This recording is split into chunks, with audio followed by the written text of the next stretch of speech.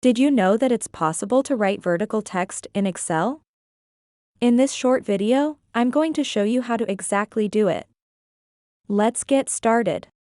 Firstly, write, let's say, vertical text to this cell.